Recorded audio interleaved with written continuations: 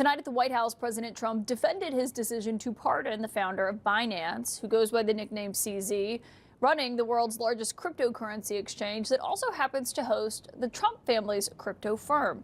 I asked the president about this decision earlier at the White House today. Today you pardoned the founder of Binance. Can you explain why you chose to pardon him, and did it have anything to do with his involvement in your family's, the founder of Binance? He has an involvement in your own family's crypto business. I believe we're talking about the same person, because I do pardon a lot of people. I don't know, he was recommended by a lot of people.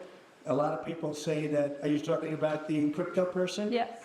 A lot of people say that he wasn't guilty of anything. He served 4 months in jail. They say that he was not guilty of anything. That what he did, well, you don't know much about crypto. You know nothing about nothing. You're fake news. But let me just tell you that he was somebody that, as I was told, I don't know. I don't believe I've ever met him. But I've been told a lot of support. He had a lot of support. And they said that what he did is not even a crime. It wasn't a crime. That he was persecuted by the Biden administration. And so I gave him a pardon at the request of a lot of very good people. Despite what the president said there, in 2023, CZ actually pleaded guilty to these crimes, that he failed to maintain an effective anti-money laundering program for the platform.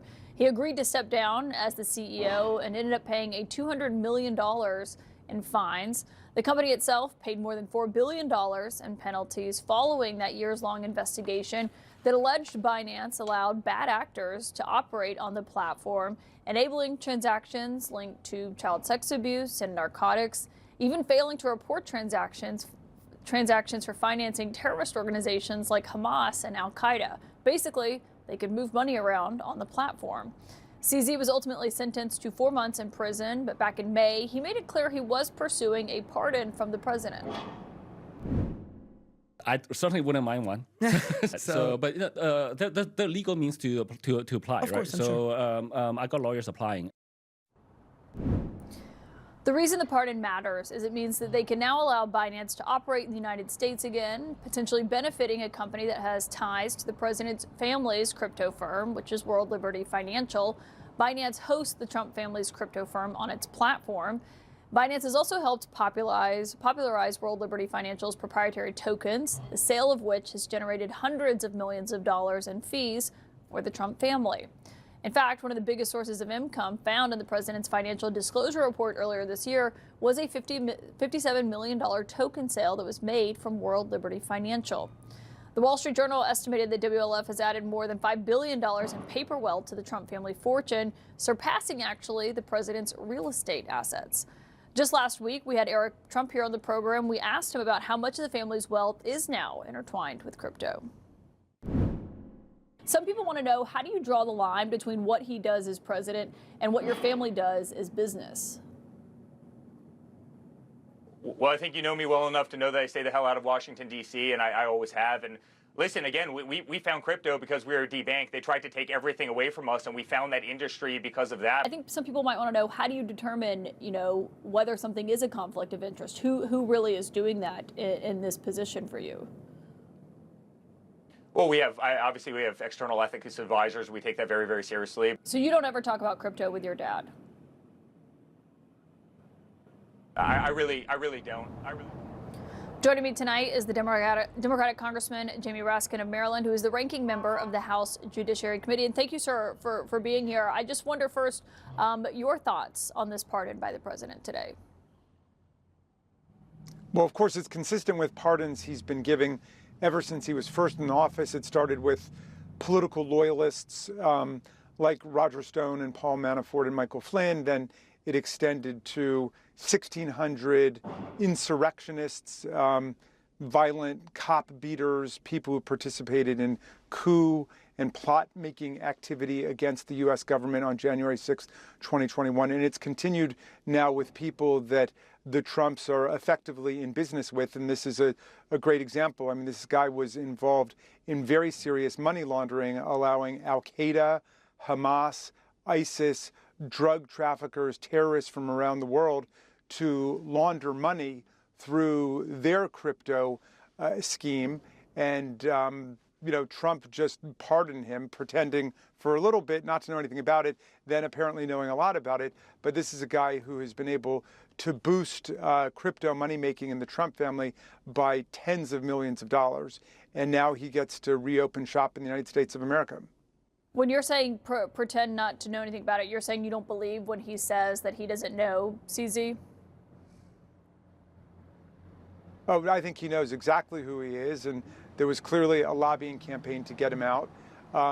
The Trump administration, through the Securities and Exchange Commission, has dropped 13 different criminal prosecutions and investigations against people committing crime in crypto. And understand, they're not being prosecuted just because they're involved in crypto. It is a lawful industry. These are people who are thieves and scammers and grifters who are using crypto in order to make money off of innocent victims. And yet they're just nullifying those investigations and prosecutions in order to promote their own business interests in crypto. And the Trump family has made more than $4 billion since January started. They created their own crypto meme coin. He entertained more than 200 guests at the Trump Country Club and then promised White House tours to other people who were investors in it. At this point, it's laissez-les bon temps rouler. I mean, they are completely engaged in crypto, and they've gotten to a point where nobody even asks the question, why is it that the president and his family are involved in business in such a way that they're collecting millions and millions of dollars from people that they're involved with on a business level? And we've seen it with foreign governments, and we've seen it with criminal organizations now. Yeah, but we do actually ask those questions. We asked Eric Trump about it last week, given obviously how much money they've made off crypto and where that line is drawn. So let's talk about Binance, the co-founder known as CZ, and what message you think the president is sending with this pardon. Well, it's a very odd arrangement because Binance has $2 billion worth of stablecoin cryptos deposited in World Liberty Financial. And those stablecoins are earning yield and essentially a huge return for President Trump, his family, and Steve Witkoff's family, the Middle East envoy. So, I mean, effectively, Binance is paying money to the Witkoff and Trump families at the same time as CZ was actively working through lobbyists to seek a pardon. So here you have not only is Trump pardoning, Santos and other people convicted of various crimes, but he is actually pardoning someone that is effectively through his business operations making payments to him and to his members of his administration. So it's a very unusual arrangement, really, again, another precedent that we're seeing in American history to see a direct financial connection between a pardon and the individual that got that pardon and the president's family. Binance pleaded guilty in 2023 to violation of U.S. money laundering rules, paid a multi-billion-dollar fine, was subject to strict oversight by the Justice Department. How valuable would it be for Binance if the government lifted that oversight? I mean, Binance wants to really build out its platform in the United States. It's the most popular crypto exchange in the world. CZ is massively wealthy, multi-billion dollars. And they have not had a really large presence in the United States because of this regulatory scrutiny and the criminal case. But they're looking to build out to become a competitor to like Coinbase or Kraken that are major, large, they're large U.S. operators. So having this criminal case disappear is an important step for them to kind of build out their operations in the United States.